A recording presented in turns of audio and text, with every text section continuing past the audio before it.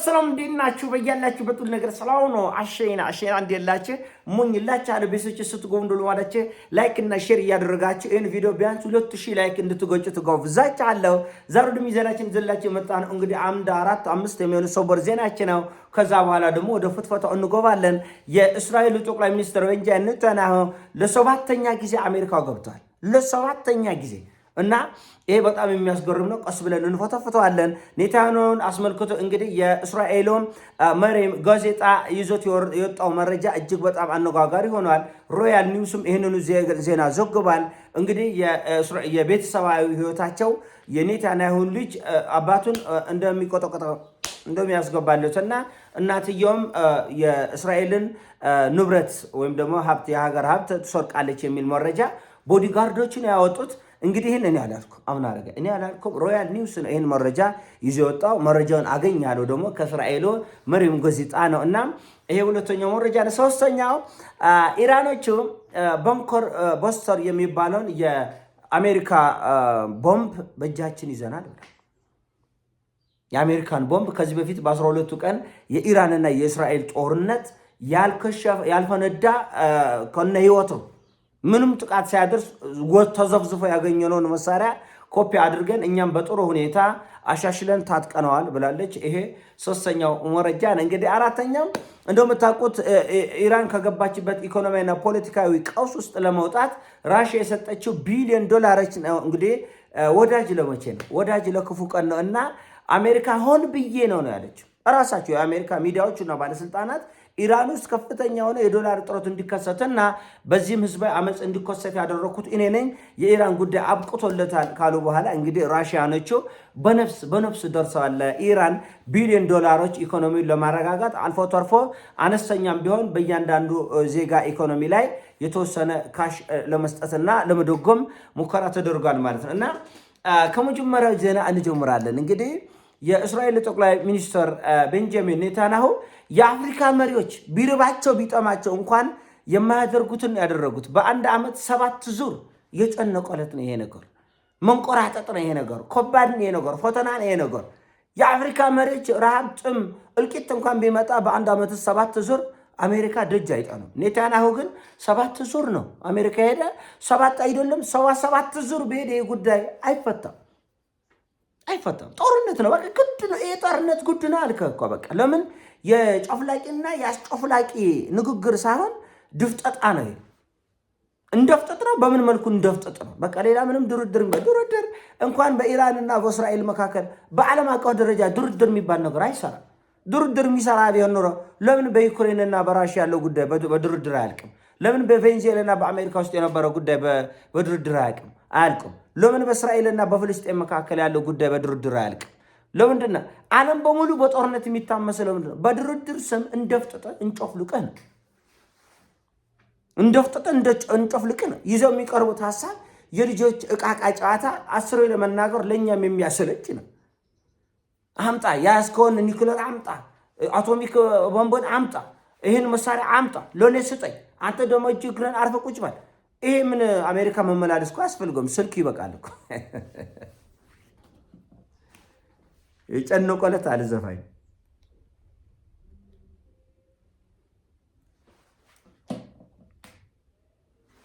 የጨነቆለት ነው። አሁን ዓለም የገባችበት ማጥ የጨነቆለት ነው። እንዲም ቢሉት እሳት ነው፣ እንዲም ቢሉት እሳት ነው፣ እንዲም ቢሉት እልቂት ነው፣ እንዲም ቢሉት እልቂት ነው። በዚህ 5 ዓመት ውስጥ ዓለም እንዴት እንደተናጋች ዝም ብላችሁ ራሳችሁ ምን ያህል ኢኮኖሚያዊ ውድመት እንደመጣ ከኮሮና ጊዜ ጀምሮ በራሽያ በዩክሬን ጦርነት ጀምሮ እንዴ ድርድር የሚመጣ እንዴት መሰለ? እውነተኛ ድርድር የሚመጣ እውነተኛ ጡንቻ ሲኖር ነው። እውነተኛ ጡንቻ ሲኖር ትከሻ ለትከሻ የምትጋፋ ከሆነ ተያይዘ ማንቁርት ለማንቁርት የምትወድቅ ከሆነ ይሄ ጦሰኛ ይዞኝ ይገባል ወይ ይደራደራል። በቃ ይሄ ዓለም አቀፍ እውነታ ነው። ለምሳሌ ፓኪስታንና ህንድ ዓለምን ወደ 3ኛ ዓለም ጦርነት ይዘው ይገባሉ እየተባለ እየተፈራ እያለ ተደራደሩ። እርግጠኛ ነበርኩ ነው እንደሚደራደሩ። ለምን? እውነተኛ ድርድር ጡንቻ። እነዛም ኒኩለር ይዛል፣ ይሄም ኒኩለር ይዛል። ማንን አጥቅቶ ይኖራል? እስቲ ነገር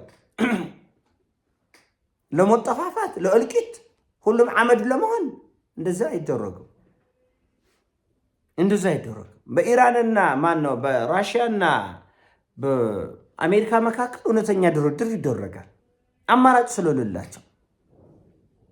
በአውሮፓ ህብረትና በራሽያ መካከል እውነተኛ ድርድር ይደረጋል፣ እርግጠኛ እነግርሃለሁ። የኢራኑ ጦርነት ግን አይቀርም። ለምን ካልክ በቃ ምን እውነት ኢራን አላት የላትም የሚለው መረጃ የለም። ለመፍራትም ለመድፈርም አልተቻለም። ተገማች አይደለም የሚመጣው መዘዝ ተገማች ባለመሆኑ ምክንያት ፈራ ተባ መመላለስ ወጡ እንዳማረላት ሴት ወደዛ። የአሜሪካ የጦር ጀነራል ስንቱ ጊዜ ነው የሄዱት? ስንቱ ጊዜ ነው እስራኤል የሄዱት? የእስራኤል ጦር ጀነራል ስንቱ ጊዜ ነው አሜሪካ የመጡት? ጠቅላይ ሚኒስትሩ ስንቱ ጊዜ ነው አሜሪካ ሄደ? የአሜሪካ ከፍተኛ ልኡካን ስንቱ ጊዜ ነው እስራኤል የመጡት? በመመላለስ የሚፈታ ችግር የለም። ለምን ውስጥ አሻጥር ያለ ፖለቲካ ሊረጋጋ አይችልም። እና ቻይኖቹ እንግዲህ እያሳጠቁ ነው እስከ አፍንጫ ኢራን። የእነሱን ጦርነት ኢራን እንደምትዋጋ ያውቃሉ። የራሽያን ጦርነት ነው ኢራን የምትዋጋ፣ የቻይናን ጦርነት ነው። ይሄ ፕሮክሲ ዋር በነገራችን ላይ ግድ እኮ ነው። አሁን አንዳንዶቹ አያግዙም፣ ቻይና አያግዙም፣ ራሽያኖች ኢራንን አያግዙም። እባክህ ጡጦ እየጦባነ እንኳን ኢራንን የሚያክል ግዙፍ ሀገር ቀርቶ ሱዳንም ትረዳለች። ሱዳን ላይ እኮ ራሽያም አለች፣ ቻይናም አለች፣ አሜሪካም አለች፣ እስራኤልም አለች። ምንድነው? ፕሮክሲ ነው። የጥቅም ውጊያ ነው። የወርቅ ሽሚያ ነው። የሀብት ሽሚያ ነው። የፖለቲካ ሚዛን ማስጠበቂያ ነው። ኢራን ፖለቲካዊ ሚዛን ማስጠበቂያ ሆናለች። ሰሜን ኮሪያ የፖለቲካ ሚዛን ማስጠበቂያ ሆናለች። ለራሳቸው ጥቅም ሲሉ ይዋጋሉ ለኢራን። የኔ ጌታ ኢራን ከተመታች ቀጥሎ ተረኛ 2-3 የቀሩት ናቸው። የሞራልም የስነ ልቦና የብዙ ነገር ውድቀት ይመጣል እና ይሄን ጦርነት ለማራከስ የሚሞክሩ ሰዎች አሉ።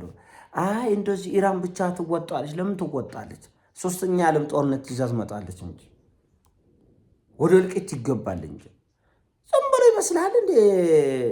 አሜሪካኖች የሚንቆራጠጡት እንደ ዝም ብሎ ግራ ገብቷቸው ውሃ ላይ እንዳለ እንትን የሚንሳፈፉት ዝም ብሎ መሰለ እንዴ?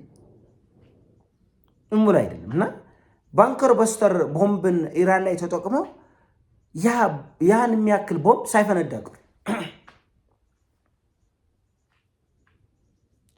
ቀር ያንን ኢራኖችና ቻይኖቹ ወዲያው ነው የሚቆራመቱት። በቃ አሞራ እንዳየ አጥንት እንዳየ አሞራ ሁሉም ከች ነው የሚሉት እዛ።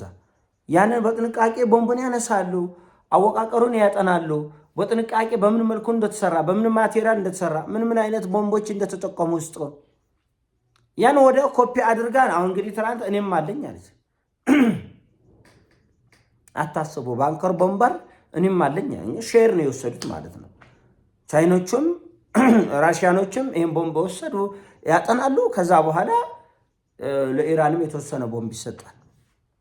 አሁን እንግዲህ እነዚህ J-20 የሚባሉት ራሱ ከዚህ በፊት ኢራን እንደምታውቁት ከ40 በላይ J-10C የሚባሉ ወይም J-10C የሚባል እጅግ በጣም የተራቀቀ ጀት የፈረንሳይን ራፋኤል የሚባል በዓለም ላይ እጅግ በጣም ዝነኛ የሆነውን ጀት ቀጥቅጦ ነው ያረገፈው። ቀጥቅጦ በፓኪስታንና በህንድ መካከል በነበረው ጦርነት ይሄ J-10C እየተባለ ዝነኛ የቻይና ጀት በዓለም ነው በአንድ ገበያ ነው ያጥለቀለቀው። የዓለምን ገበያ ነው ያጥለቀለቀው በአንድ ጊዜ። ለምን? በተግባር በማሳየቱ። ፈረንሳዮች ሲወጠሩ ሲያቅራሩበት የነበረው ራፋኤል የጦር ጀት እንደ ቅጠል ነው ያረገፈው ከሰማይ። ስለዚህ ይሄን አይደለም ለኢራን ከዚህ በላይ ይገባል ተብሎ አሁን ትናንትና ደግሞ J-20 የሚባለውን የቻይና እጅግ በጣም የተራቀቀ ጀት ለኢራን ለመስጠት ተስማምተዋል። የኢራን ጦር አዛዦች ቻይና ናቸው ያሉት እና ይሄ በጣም የሚያስደንቅ ነው። ጦርነትን የኢራንን የቻይናን ጦርነት ኢራን ልትዋጋ በቁርጠኝነት ስለተነሳች የራሷም አቅም ከበቂ በላይ ስለሆነ ይህንን በማገዝ የዓለምን የጦር አሰላለፍ ማዛባት ይገባል። ኢራንን ለማገዝ ጊዜው ነው። ቢሊዮን ዶላሮች ይሰጣሉ፣ ሄሊኮፕተሮች ይሰጣሉ፣ ጀቶች ይሰጣሉ፣ የአየር መከላከያ ስርዓቶች። ከምን ጊዜውም በላይ ነው ኢራን የተጠናከረችው እና ይሄ ለምዕራባኑ ለአሜሪካኑ ጥሩ ዜና አይደለም። ለዛሬ ይዘንላችሁ የቀረብነው ነው። ሐሳቡ ሲሞቻችሁ ላይክ አድርጉትና ሐሳቡ ለሌሎች አካፍሉ። ወዳቻለሁ። ይመቻችሁ። ፒስ